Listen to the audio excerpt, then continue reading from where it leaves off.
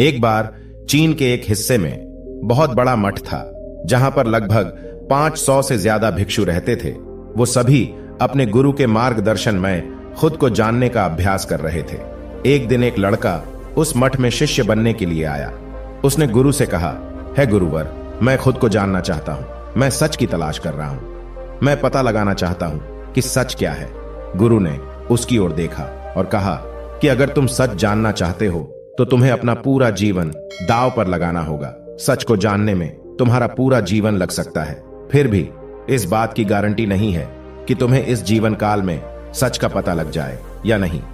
क्या तुम इसके लिए तैयार हो? शिष्य ने कहा, है गुरुदेव, मैं यहां पीछे मुड़ने के लिए नहीं आया हूं, मैं इसके लिए तैयार हूं। गुरु ने कहा, अगर ऐसा है तो तुम एक काम करो। इस मठ में 500 भिक्षु है, तुम उनके लिए चावल कूटने का काम करो। बस सुबह से शाम तक चावल कूटने का ही काम करो, और जब तुम थक जाओ तो सोने चले जाओ। फिर अगली सुबह उठकर चावल को कूटना शुरू कर दो। इसके अलावा कुछ और मत करना, किसी और चीज के बारे में मत सोचना। बस इस रास्ते पर चलते रहना और दोबारा मेरे पास मत आना। जरूरत पड़ने पर मैं खुद तुम्हारे पास आऊंगा। उस लड़के ने गुरु के आदेश का पालन करते हुए चावल कूटना शुरू कर दिया। उस मठ में 500 शिष्य थे। उन सभी को समय समय पर भोजन की आवश्यकता पड़ती थी, इसीलिए वह बहुत जल्दी उठ जाता था और रात को देर तक चावल कूटता रहता था। जब वह थक जाता तो उसी कमरे में सो जाता था जहां वो चावल कूटता था। वो किसी से बात नहीं करता था और न ही कोई उससे बात करने के लिए उसके पास आता था। कुछ महीनों तक चावल कूटते हुए उसके मन में पुराने विचार आते रहे, लेकिन उन विचारों को कोई नया विषय नहीं मिला, तो वह अपने आप ही मिट गए। धीरे धीरे उसके मन में विचार कम होने लगे। कुछ सालों के बाद वो अपना नाम तक ही भूल गया। वह हमेशा चुप रहता और विचारहीन अवस्था में बस चावल कूटता रहता था। उसने न तो कभी ध्यान किया था और न कभी शास्त्र पढ़ा था। मठ के बाकी शिष्य उसे मूर्ख समझते थे। ऐसा करते हुए 12 वर्ष बीत गए। फिर एक दिन गुरु ने घोषणा की, अब मेरा आखिरी समय आ रहा है और मुझे अपना उत्तराधिकारी चुनना है जो मेरे बाद मठ का मुखिया होगा।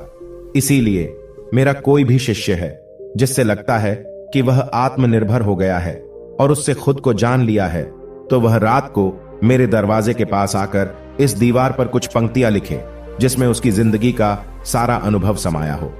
कई शिष्यों ने ऐसा करने के बारे में सोचा, पर मठ के प्रमुख शिष्यों में से एक शिष्य ने वहां जाकर कुछ पंक्तियां लिखी। उसे बौद्ध धर्म और ग्रंथों का बहुत ज्ञान था। सभी शिष्यों को लगता था कि वो इस मठ का उत्तराधिकारी बन सकता है।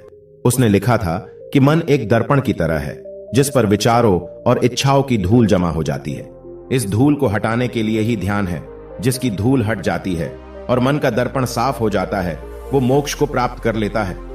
अगली सुबह जब गुरु उठे और उन्होंने इन पंक्तियों को देखा और उन्होंने कहा कि किस बेवकूफ ने यह सब कचरा मेरी दीवार पर लिखा है। वो शिष्य जिसने यह लिखा था वो चुप रहा। हालांकि उसने जो पंक्तियां लिखी थी वो ज्ञान से भरी थी, लेकिन यह सब किताबी ज्ञान था। वो शिष्य बहुत चालाक था। उसने पंक्तियां लिखी, पर उसने नीचे अपने हस्ताक्षर नहीं किए, क्योंकि वो स्वयं इसके बारे में निश्चित नहीं था कि यह सही है या नहीं, क्योंकि वह आत्म साक्षात्कार नहीं हुआ था। गुरु ने पंक्तियों को पूरी तरह से खारिज कर दिया। यह देखकर सभी हैरान रह गए। यह घटना पूरे मठ में चर्चा का विषय बन गई। इस विषय पर बात करते हुए 2 शिष्य उस शिष्य के पास से गुजरे जो 12 साल पहले यहां आया था और दिन रात चावल कूटता रहता था। दोनों की चर्चा सुनकर वह धीरे से हंस पड़ा। दोनों शिष्य ने उसे पूछा कि तुम क्यों हंस रहे हो? दोनों शिष्य की नजर में यह चावल कूटने वाला तुच्छ भिक्षु ही था।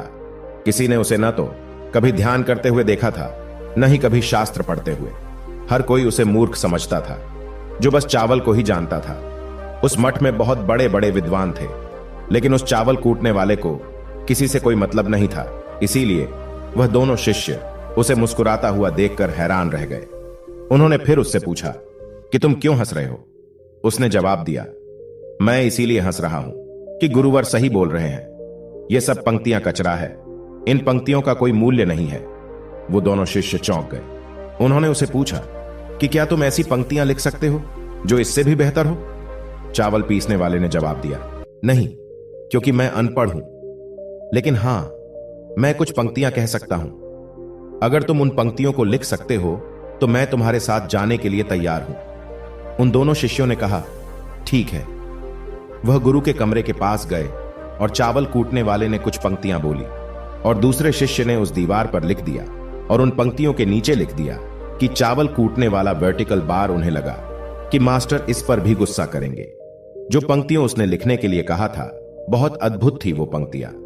मन तो बस एक का भ्रम है, न तो मन है न ही मन का कोई दर्पण है, और जब मन ही नहीं है तो धूल कहां ठहरेगी। जो ये जानता है वो सच को जान गया।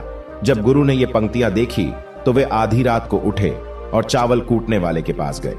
वह सो रहा था। गुरु ने उसे जगाया और कहा कि ये लो मेरी छड़ी और मेरे वस्त्र ले लो, आज से तुम मेरे उत्तराधिकारी हो।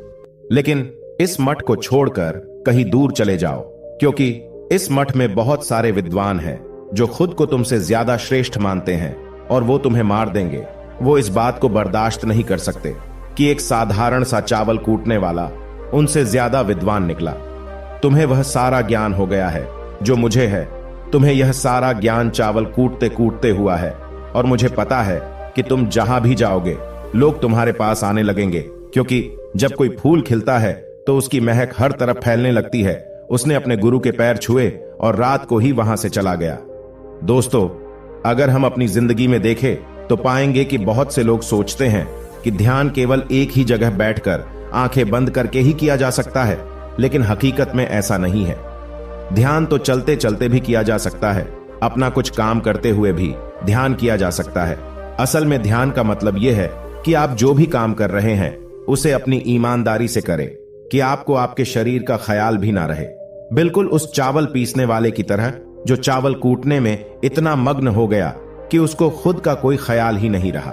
उसने चावल कूटते हुए ही आत्म साक्षात्कार प्राप्त कर लिया। हर समय वर्तमान में रहना और कुछ नहीं सोचना। मन तब तक ही है जब तक विचार है। जब विचार ही नहीं रहेंगे तो मन भी गायब हो जाएगा। जब मन ही नहीं रहेगा तभी तुम अपने आप को अच्छे से जान पाओगे। असल में हमें अपने वास्तविक रूप को जानने के लिए कोई अन्य साधना करने की आवश्यकता नहीं है। हम जो कुछ भी कर रहे हैं बस उसमें हमें पूरी तरह से खो जाने की जरूरत है। अपने काम में इस कदर से लीन हो जाओ कि आपका काम भी ध्यान बन जाए। सुनते रहिए। धन्यवाद।